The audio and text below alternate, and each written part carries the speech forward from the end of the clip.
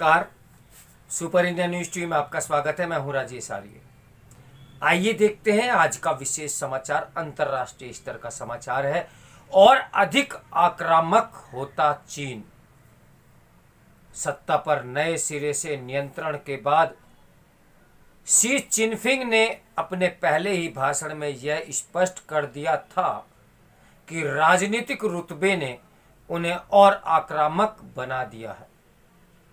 जैसी अपेक्षा थी, चीन में संसद के दर्जे वाली नेशनल पीपुल्स कांग्रेस ने 10 मार्च को शी चिनफिंग को तीसरी बार राष्ट्रपति निर्वाचित घोषित कर दिया।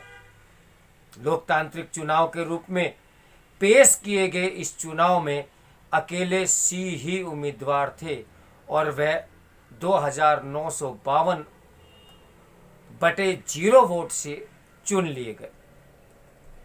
इसके साथ ही संसद ने उन्हें चीन के केंद्रीय मिलिट्री कमीशन का अध्यक्ष भी चुन लिया, जो उन्हें चीनी सेना के सर्वोच्च कमांडर वाली शक्तियां प्रदान करता है।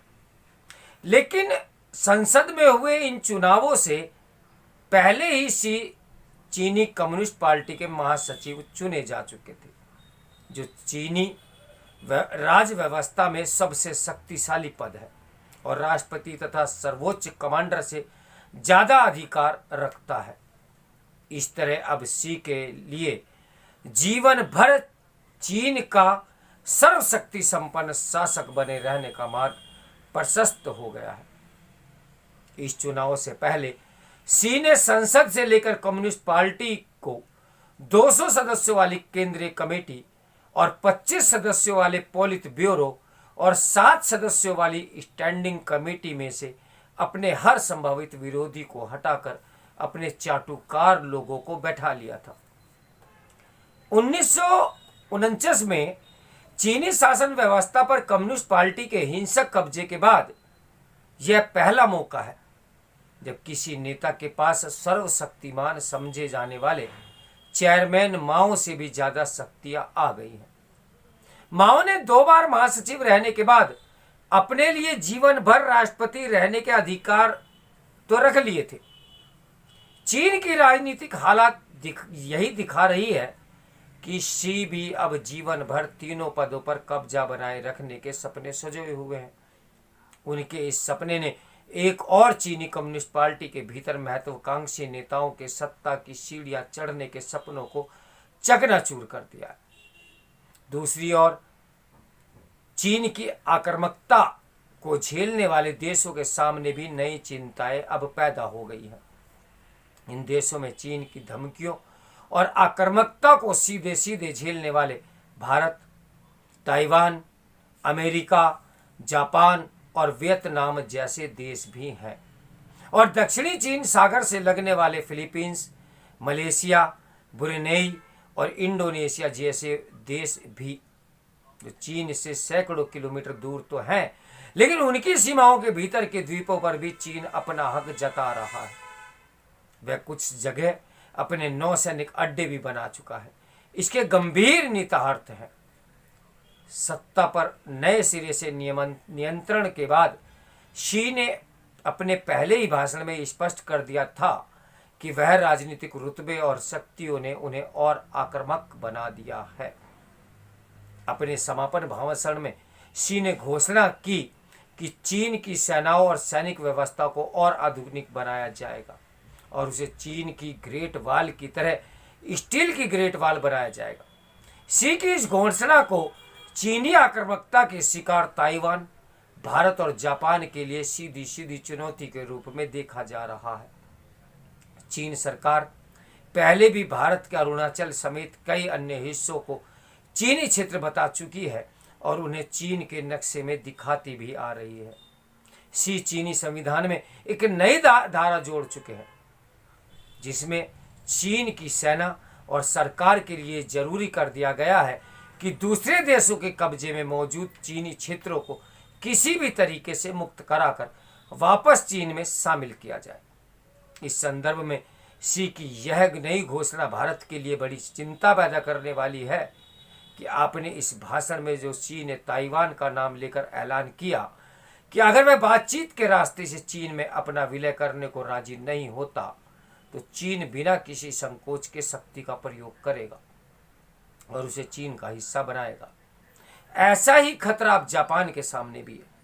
दक्षिणी चीन सागर के बारे में तो शी ने सत्ता में आने के बाद ही चीन की नीति को और ज्यादा आक्रामक बना दिया था। चीन का दावा है कि पूरी दक्षिणी चीन सागर उसका अपना है और इसमें आने वाले द्वीप भी उसके हैं। पहले की चीनी सरकारें इस समुद्र पर 9 कल्पित रेखाएं लगाकर इनके भीतर के पूरे इलाकों पर अपना दावा पेश करती आई हैं। शी ने सत्ता में आने के बाद इस 9 डैश लाइन को और फैलाकर 11 रेखाओं वाली कल्पित 11 डैश लाइन बना दिया। इसी कल्पित रेखा के आधार पर अब चीन अपनी मुख्य भूमि से 2000 किलोमीटर दूर बसे ब्रुनेई और मलेशिया, फिलीपींस तथा इंडोनेशिया जैसे द्वीपों के देशों के उन द्वीपों पर भी दावा जता रहा है जो उनके कानूनी अधिकार के क्षेत्र में है। इसी तरह हिंद महासागर और प्रशांत महासागर में गरीब देशों को उधार देकर चीन ने कई स्थानों पर अपना नौसैनिक ठिकाने भी बना लिया है जो दुनिया भर के नौवहन के लिए संकट का कारण बन चुके हैं। यही कारण है कि अब चीन की धमकियों का जवाब देने के लिए बहुत सारे देश साझा सुरक्षा के रास्ते खोजने में लगे हुए हैं। हालांकि ऊपर से देखने पर शी चीन के एक बहुत शक्तिशाली शासक दिखने लगे हैं, लेकिन सत्ता पर निरंकुश कब्जा जमाने की हवस में उन्होंने चीनी कम्युनिस्ट पार्टी और चीनी सेना PLA के भीतर अपने बहुत विरोधी भी पैदा कर लिए हैं जो किसी दिन उनके सिंहासन को उखाड़ भी फेंक सकते हैं। इस बार नई संसद के दौरान पता चला कि लंबे लॉकडाउन की आड़ में शी और उनके गुट ने ऐसे कई नेताओं और सैनिक अधिकारियों को गायब कर दिया जो संकट का कारण बन सकते थे। यही काम चेयरमैन माओ ने भी किया था, लेकिन अब इंटरनेट के प्रसार पर चीनी नागरिकों में आर्थिक संपन्नता के कारण पैदा महत्वाकांक्षाओं के कारण शी की यह चाल बहुत महंगी पड़ सकती है। अरबपतियों के प्रभाव क्षेत्र से डरे हुए शी ने कई बड़े अमीरों की हैसियत घटाने के लिए जो कदम उठाए हैं, उसने कम्युनिस्ट पार्टी के लिए सुविधा संपन्न खेमे के भीतर कई दुश्मन पैदा कर दिए हैं। जीरो कोविड की पाबंदियों से पीड़ित जनता जिस तरह दिसंबर में सड़कों पर उतर आई थी, उसने शी की सत्ता उखाड़ने वालों को एक ऐसी अस्वस्थित दे दी जो किसी भी दिन अपना रंग दिखा सकती है। आखिर जब इंसान अपनी हद को पार कर जाता है तो ऐसी प्रकृति, ऐसी योजनाएं स्वंभू बनाकर चल पड़ती है जहां इंसान का पतन निश्चित हो जाता है।